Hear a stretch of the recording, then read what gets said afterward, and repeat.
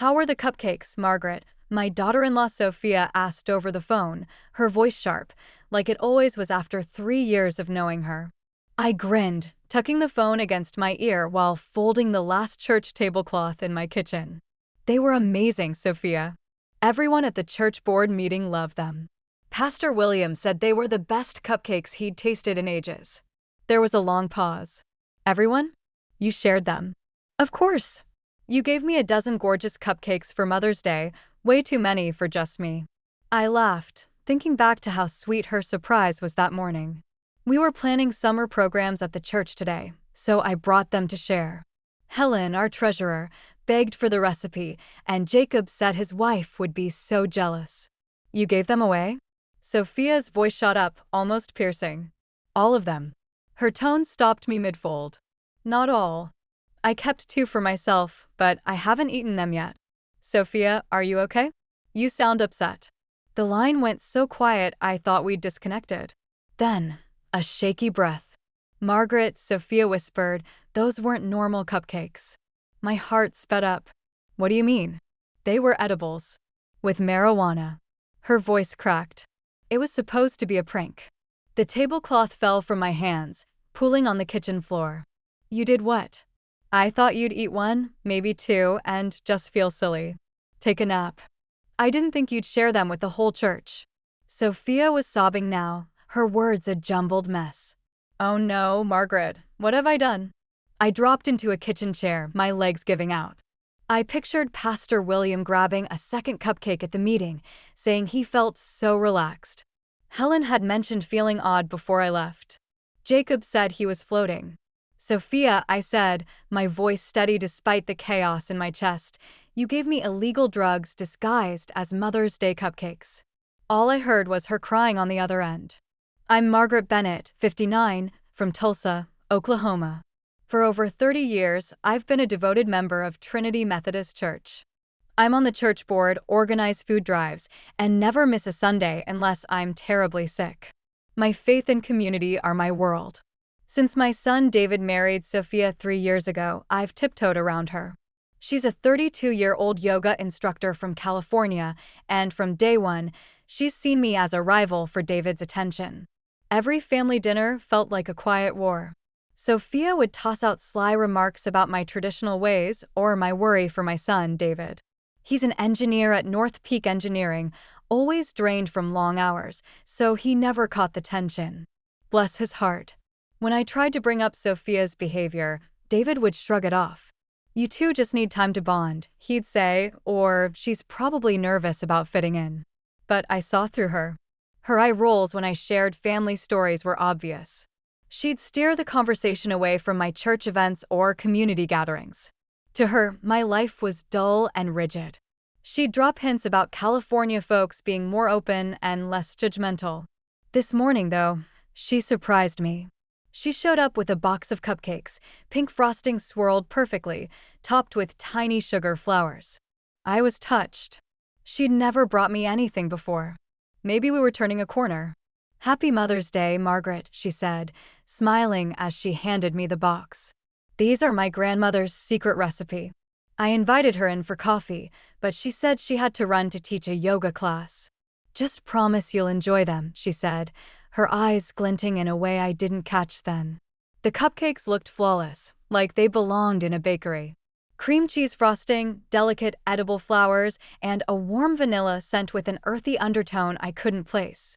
I was so moved by her gesture that I shared them with people I cared about. Now, sitting in my kitchen, phone to my ear, Sophia's confession hit me like a slap. This wasn't just a prank, it was a betrayal of everything I value. The truth sank in, heavy and sickening. I thought of Pastor Williams, 72 with a weak heart, eating those cupcakes laced with drugs. I saw Helen Rodriguez, dizzy as she drove home. I imagined Jacob Thompson, a respected businessman, sitting in a board meeting, unknowingly high. Sophia, I said, my voice trembling with fury, do you realize what you've done? I know, I messed up, she cried. I thought it'd just be you, that you'd loosen up. I didn't mean for. You didn't mean for what? You didn't mean to drug innocent people who trust me? You didn't mean to potentially harm elderly members of my congregation? You didn't mean to make me an unwilling accomplice in distributing illegal substances. The kitchen felt like it was spinning around me. I gripped the edge of the table, trying to process the magnitude of what had occurred. In my 40 years of marriage to David's father, in all my years of widowhood since he passed, I had never faced a crisis like this. Margaret, please. You can't tell anyone it was me, Sophia pleaded. I could go to jail for this. My yoga studio would be ruined. David would never forgive me. Her words ignited something fierce and protective in my chest. You should have thought about that before you decided to use Mother's Day as an opportunity to poison me with illegal drugs. I wasn't trying to poison you. People use edibles all the time in California. It's not a big deal there. I just wanted you to loosen up a little. Maybe see that the world isn't as black and white as you think. The audacity of her words left me speechless for a moment. She was actually trying to justify her actions, as if drugging someone without their consent was some kind of enlightened gesture. Sophia, I need to hang up now. I have to call Pastor Williams and make sure everyone is okay. Wait, Margaret, please. I ended the call and immediately dialed Pastor Williams' number. My hands were trembling so badly I had to redial twice. Pastor Williams, it's Margaret Bennett. I need to ask you something very important. Are you feeling all right? Did you notice anything unusual after our meeting today? His voice sounded tired and confused. Well, now that you mention it, Margaret, I did feel rather strange when I got home. Barbara said I seemed disoriented, and I've been having the most peculiar thoughts. Is everything okay? My heart sank as I realized the nightmare was just beginning. I was going to have to tell this good man, this pillar of our community, that I had unknowingly given him marijuana. The shame and horror of it threatened to overwhelm me. But I knew I had to do the right thing, no matter how devastating the consequences might be. Pastor Williams, I need you to sit down, I said, my voice heavy with dread. Something terrible has happened, and it's my fault. I could hear him settling into a chair on the other end of the line. Margaret, you're frightening me. What's going on? Taking a deep breath, I forced myself to say the words that felt like poison in my mouth. The cupcakes I brought to the board meeting today contained marijuana. I just found out from my daughter-in-law that she made them with illegal drugs, and I unknowingly served them to all of you. The silence that followed was deafening. When Pastor Williams finally spoke, his voice was barely a whisper. Are you telling me that Helen, Jacob, Patricia, and I have all been under the influence? I'm so sorry, I choked out. I had no idea. Sophia brought them as a Mother's Day gift, and I thought it was such a thoughtful gesture. I never imagined she would do something like this. Margaret, we need to handle this very carefully, Pastor Williams said, his pastoral training kicking in despite his obvious shock. First, I need to call Barbara and have her take me to the hospital to make sure I'm okay. Then, I'll contact the others. We need to make sure everyone is safe. After I hung up with the pastor, I immediately called Helen Rodriguez. Her husband answered, and I could hear the concern in his voice when he told me Helen had been acting very strange since she got home from the church meeting. She's been sitting in the garden talking to the flowers, Margaret. She said they were having a conversation with her about their feelings. I was about to call a doctor. My heart broke a little more with each phone call. Jacob Thompson's wife told me he had spent the past 2 hours convinced that their cat was speaking to him in complete sentences. Patricia Wells had apparently become fascinated with the patterns in her wallpaper and had been staring at them for an hour, claiming they were breathing. Each conversation was more horrifying than the last. These were respected members of our community, people who had never so much as had a drink before dinner, and they had all been drugged without their knowledge or consent. When I finally worked up the courage to call my son, David, I could barely get the words out through my tears. Mom, slow down, he said. What happened? Are you hurt? David, your wife brought me cupcakes for Mother's Day. They had marijuana in them. She admitted she was trying to play a prank on me, but I gave them to the church board. Pastor Williams, Helen, Jacob, and Patricia have all been affected. The silence that followed was so long, I thought the call had dropped. When David finally spoke, his voice was cold and controlled in a way I had never heard before. She did what? She said she was trying to make me loosen up. That it wasn't a big deal because people in California use edibles all the time. David, these people trust me. They're good, innocent people. And now they're suffering because of something I gave them. Mom, this is not your fault. You had no way of knowing. Where is Sophia now? I don't know. She was crying when I hung up on her, begging me not to tell anyone it was her. David's laugh was bitter and humorless.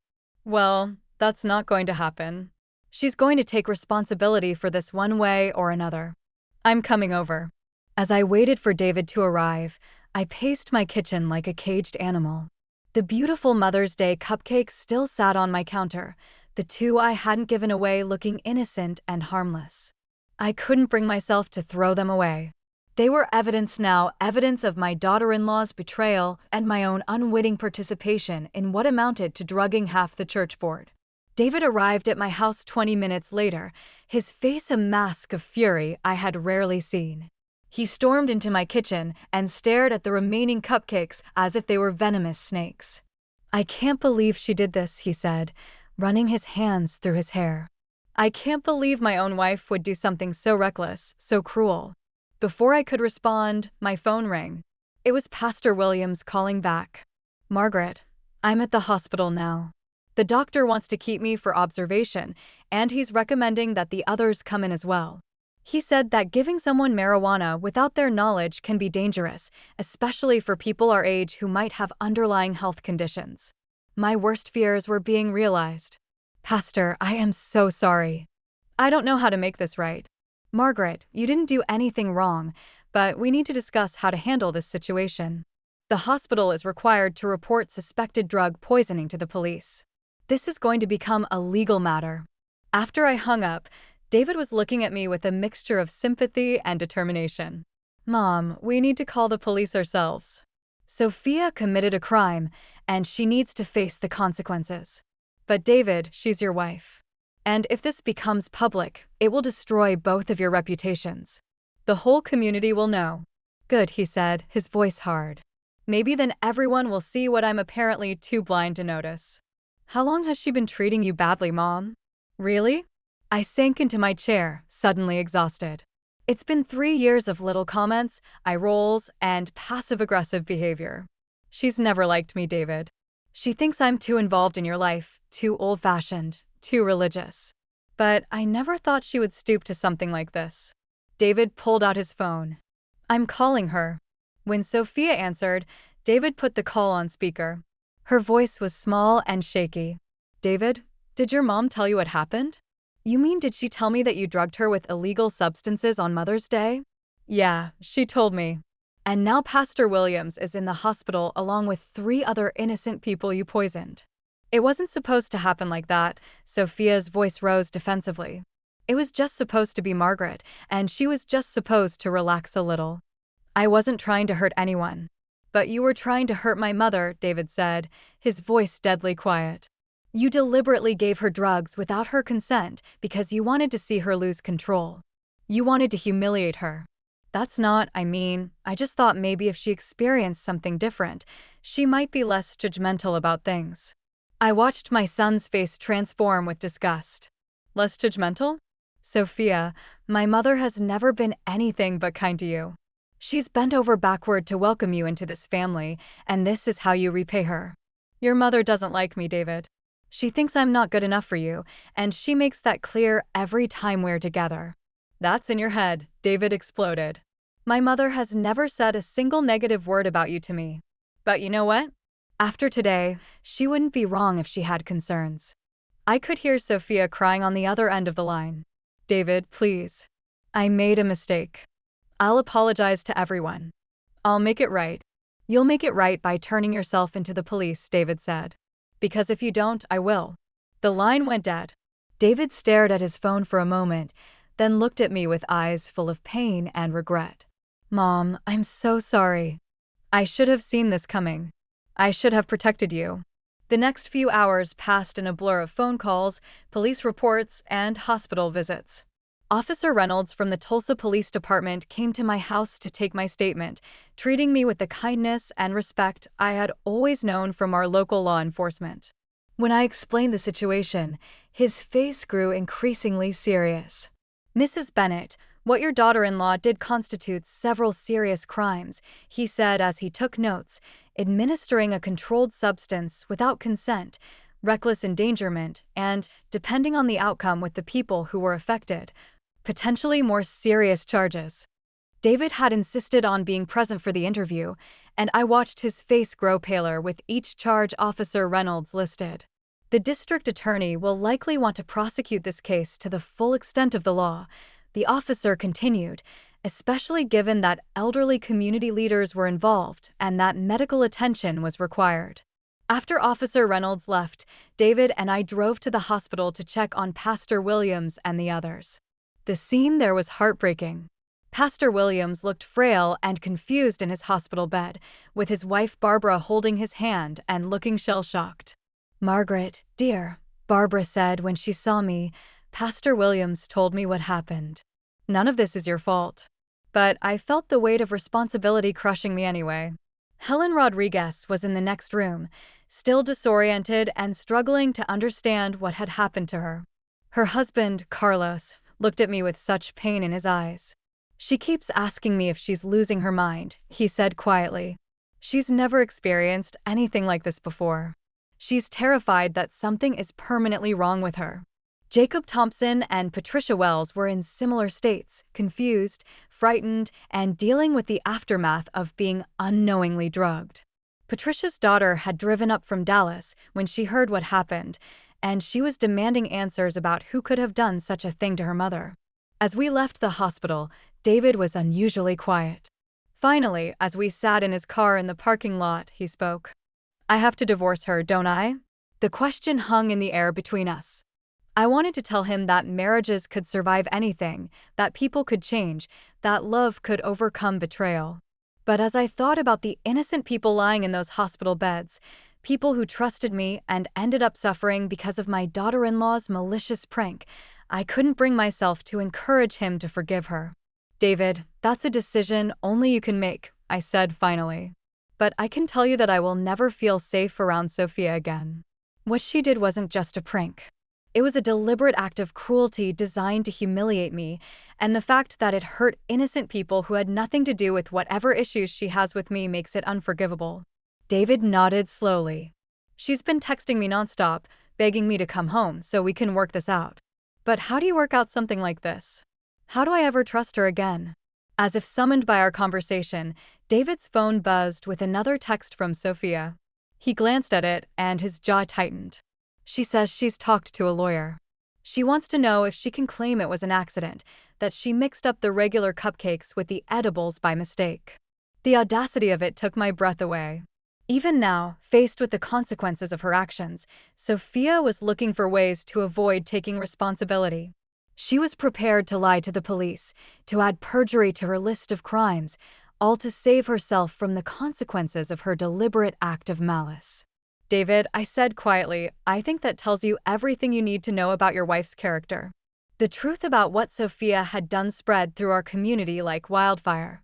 By Monday morning, it seemed like everyone in Tulsa knew that David Bennett's wife had drugged the Trinity Methodist Church board with marijuana cupcakes. The story was so outrageous, so unbelievable, that it took on a life of its own. I was at the grocery store when I overheard two women in the produce section discussing it. "Can you imagine?" one of them said. "Those poor church people probably thought they were losing their minds. And poor Margaret Bennett. She's such a sweet woman. How humiliating for her." The irony wasn't lost on me. Sophia had intended to humiliate me, to make me look foolish and out of control. Instead, her cruel plan had backfired spectacularly. The community's sympathy was entirely with me and the other victims, while Sophia had become the subject of shocked whispers and disapproving stares. Pastor Williams called me Tuesday morning with an update. "Margaret, I wanted you to know that all 4 of us are pressing charges.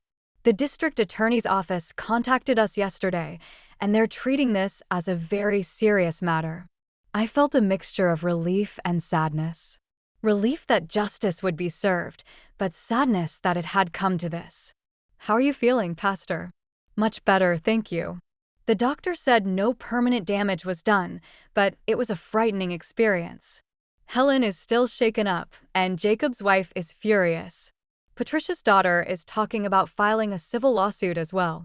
When I hung up, I realized that Sophia's harmless prank was going to cost her far more than she had ever imagined: criminal charges, civil lawsuits, the destruction of her yoga business, and the loss of her marriage. All because she couldn't resist the urge to humiliate me. 3 weeks later, I sat in the courtroom watching my former daughter-in-law face the consequences of her actions. She looked small and defeated in her conservative blue dress, nothing like the confident yoga instructor who had knocked on my door that Mother's Day morning with her poison gift. The prosecutor laid out the charges methodically: 4 counts of administering a controlled substance without consent, reckless endangerment, and possession of marijuana with intent to distribute. Each charge carried significant penalties, and Sophia's lawyer looked increasingly uncomfortable as the case proceeded. When it came time for victim impact statements, Pastor Williams spoke first. His words were measured but powerful as he described the fear and confusion he had experienced, not knowing what was happening to his mind and body. Helen Rodriguez spoke about the violation of trust, how she had questioned her own sanity. Jacob Thompson's voice shook with anger as he described the terror his family had experienced. Patricia Wells read a statement from her daughter about the lasting emotional trauma. I stood up to speak, my eyes locked on Sophia. "You handed me those cupcakes on Mother's Day, saying they were baked with love from your grandma's recipe. But they were laced with spite, meant to humiliate and hurt me. Your cruelty harmed innocent people who had no part in our conflict, and that's something I can't forgive." Sophia's lawyer pushed for a plea deal, but the district attorney wouldn't budge. The case was too high-profile, the victims too relatable, and the crime too grave. When the judge delivered the sentence, 18 months in prison, plus probation, community service, and victim restitution, Sophia finally crumbled. David wasn't there in court. He'd filed for divorce right after the incident and moved in with me while he looked for a new place. In the months after, Sophia's life fell apart. Her yoga studio shut down as clients left in disgust when they learned what she'd done. The marijuana charges and her criminal record made it impossible to find work in fitness. Several former clients, along with Patricia Wells' daughter, sued her for emotional trauma and betrayal. Legal fees and settlements wiped out what little money she had left from her failed business. When Sophia got out of prison, Tulsa had no place for her. The community hadn't forgotten the woman who spiked churchgoers' cupcakes with marijuana. Her reputation followed her everywhere. She moved back to California, struggling to start over while carrying the weight of her actions. David never spoke to her again after the divorce, and her apology letters went unanswered. Her brief act of malice ruined her future. For me, I found peace knowing justice prevailed and my community stood by me in my darkest hour. Our church board grew tighter after the ordeal. I served with renewed purpose, seeing how unexpected betrayals can reveal the strength of true bonds. Looking back on that awful Mother's Day, I realized Sophia's revenge exposed her character while strengthening everything she tried to break. Justice, in its own way, was more complete than I could have imagined.